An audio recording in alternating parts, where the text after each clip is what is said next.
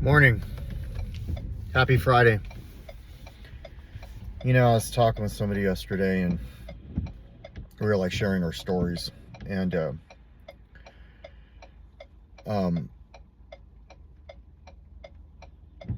I lost sight of like all this stuff that I've overcome over the last year and a couple months. Like, yeah, I talk about a lot about you know, like where I was, the mess, but all the shit that I've overcome in this last like year and a couple months, and you know, gone through it through these videos and through my writing. Like, I'm writing my second thing again, or my second thing now, and I'm getting through a lot of that in my writing. And yeah, I don't know if it's like a how to get through relationships manuscript, or if it's a how to get through somebody dying, or any of that, you know. And I know people that have gone through like the most, you know, and I've watched them get through it. There's something to be said about people in recovery, whether you're an alcoholic or an addict. I've seen people like almost pick up and not make the call. I've seen people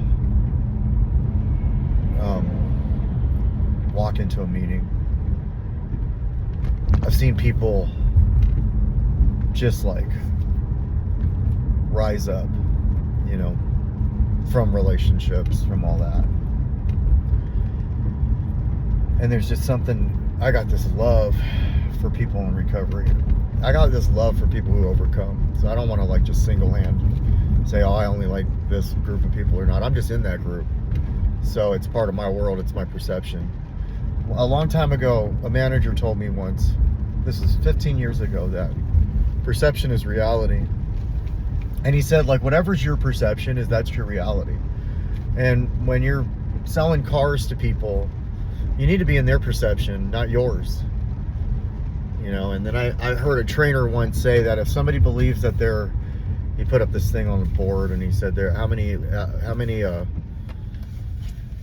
F's are on the thing, and then he took it away, and some people said 11, some people said 3, some people said 16, and he said there's 8. And he said, but here's the deal. If the person that you're talking to believes there's 11, and you telling them that there's 8, but they believe there's 11, you're not in their 11F world. And you need to get into their 11F world in order to like break through. And so perception is reality, and everybody has a different reality to things. And I'm learning that, like, it's all like I'm always about my reality, and I'm really good at making my reality the most important reality. And I know that's because of a lot of reasons, not just me being an addict. Because if I say, well, it's because I'm an addict, then I'm discounting what I'm doing, and I'm not trying to change. And I want to change. You know, this last relationship taught me that like, you only get so many fucking I'm sorry's, and then you're out. So change. And that doesn't mean change and then that person's going to come back. It means change, so that way you are better for whatever is next to come. Sometimes we got to learn that way. And as hard as it may seem, it's the most amazing gift somebody can give you if they care. And here's what I mean by that gift. Some people will come into your life, you'll fuck up, and then they'll just ghost you. And then other people actually care about you and love you, but they know that you're bad for them. So they'll let you know what's going on with you. they'll still bounce, but at least they gave you enough love to let you know. And it's up to us, it's up to me to take that love, be grateful for it, and change. And change is a motherfucker, especially when you're older, like me, who has lived his whole life thinking that he knows better when he doesn't. And it's easy to just say, oh yeah, I don't know better, and then continue the same destructive behavior. You know? But I lost sight of, like, my perception changed because it was just this, and I lost sight of, like, overcoming all the stuff I did. And that goes further back than just this over year. When I go back to, like, moving to the state and then going through that divorce and all of that, like, I'll lose sight of that. I'll lose sight of the real beginning. You know, the real beginning. Like the beginning of, like, how when I was in school, how fucking rough it was, and then, like, my senior year, I ended up getting voted in as student body president.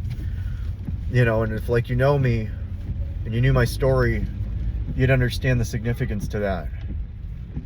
Because that was, but I lose sight of those moments in my life, and then it's just like whatever's going on is the world. And then all of a sudden, one day I'm going to be old, and that's going to be the world, and I'm going to forget all of the wins. So I can't do that, because those wins give us the ability to have some gratitude. You know, I was talking to my sponsee yesterday, and I'm really grateful that I have him for a lot of reasons. And I'm grateful that he still reaches out to me. And I'm grateful for the conversation last night. Because, like, we have to find gratitude. And then, you know, some of us live in gratitude, but it's not a constant. It can be. I mean, I know some people that are just constantly grateful, or maybe they seem that way. But for right now, I gotta find gratitude. Just like I gotta find acceptance. These are these things that I gotta find when I'm going through it. And sometimes finding gratitude is just remembering your wins and not focusing so much on my losses and my shortcomings.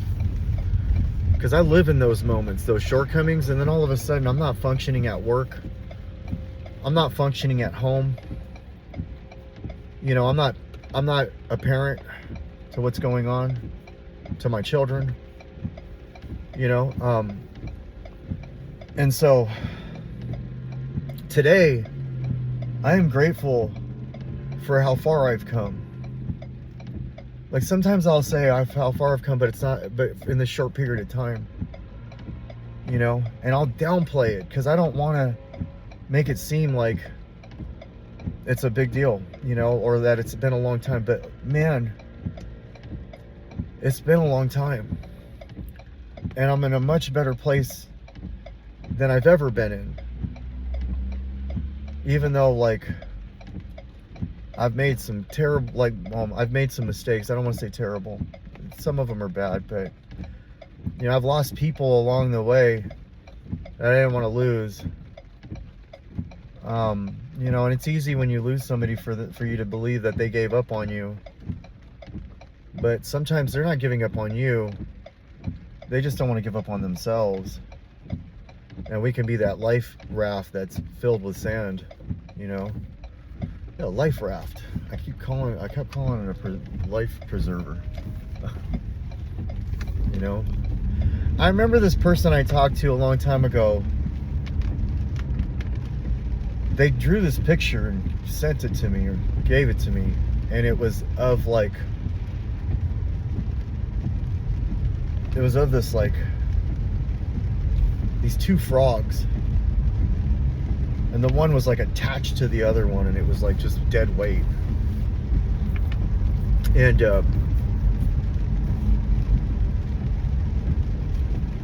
you know, we we see somebody and they inspire us, and then all of a sudden they don't want to let go.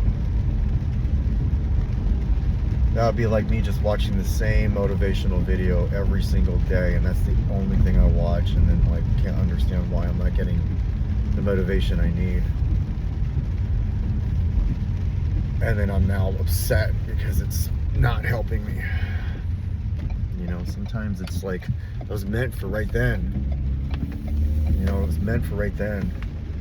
And maybe that little bit of help for that season was the right motivation, the small motivation that was needed. And we're all just like, you know, characters in a video game that sometimes were just for that chapter of the game or that chapter of the story. And we thought we'd be like a lifetime, but like that goes the same for people that are going to come across me, and I'm going to come across people. And the more I understand that, like I really know how to hold on to things for longer than I should. I'm really good at that. I don't know how to let go of things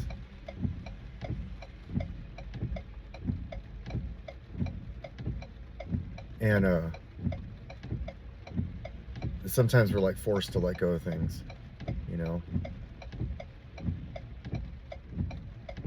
And if we just continue to act that way, we'll just continue to go from one person to the next doing the same thing. I feel like the people that have come into my life and now are not in my life, I made an impact for them. There was some good, you know, and just like they were some good for me. Like when I think back to the past 2 relationships, however those relationships looked, I needed them. But I needed them too much. You know, I wanted it too bad because it felt so good. And I'm so fucking grateful that I got them when I did. And I'm so grateful they kind of went the way they did when they did. Because the disconnects are teaching me how to disconnect and how to fucking just chill. And like, it's so important to know how to fucking just chill. Cause I'll just fucking be like, man, I was so good until. No, you weren't. If you were so good until, then you wouldn't have needed that. Or you wouldn't have, you know, that wouldn't have been a thing. So you were in need of until. So I hope whoever's watching this, I mean, I get more than one view now. I hope I said something that'll help you, because it helps me when I process this way. It's just me thinking out loud. And hopefully it helps somebody. Maybe you're going through a breakup or something and you just can't quite understand why when everything seems so good at one point. But like, breakups happen because there becomes a shift, or we fuck up, or they fuck up, and it just becomes that monotony of arguments and ick and uncomfortability. And like, that's not good for either one of the two people in that situation. You know, but give yourself some grace, and don't forget to give people grace. When we give people grace, we learn how to give it to ourselves. And it becomes a lot easier if we can give it to ourselves to give it to other people. But if we're not giving it to ourselves, then how can we possibly know how to give it to other people? And are we giving them grace? Or are we just giving them a break? So, we got this. Today's gonna be a good day. It's shitty outside. But like I walked outside yesterday, I was with my client, and I looked up and I smiled and I breathed in, and he was like, "What's that for?" And I said, "Because I need to find some gratitude and find that I really like the rain and I really like the dark, because I don't. I was really enjoying the sun, and that changed, and it's out of my control. And if I can find a way to change my feelings for each season that changes, then maybe I can learn to disconnect from each season that changes correctly, give myself grace, do it right, and do it with dignity and integrity, instead of, you know, leaving with guns blazing and explosions going off.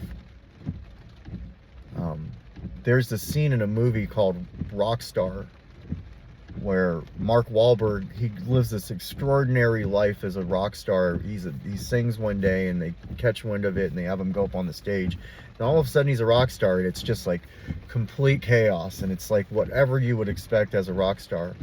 And then he walks away, and he's got his backpack on. It's just him, his backpack, all of the glory, all of the money, all of everything is left behind. And he gets on the bus, and before he gets on the bus, he looks back, and then he gets on the bus. And that look back is the gratitude. And getting on the bus is moving forward. And that scene stuck with me the most in the movie. That's where I want to be. I've done that a couple times. When I left Craig's house, I looked back, and certain areas of my life I've done that. But the areas where I really wanted to stay, I haven't been able to do that. And I really want to be able to do that, where I can look back and just kind of give it a little nod and then just move forward, you know. Yeah, so I hope whoever sees this has a great day, and whatever you're about to walk into, you own it and you kill it. I don't care what it is. And let's all be successful today and fucking kill it today. All right?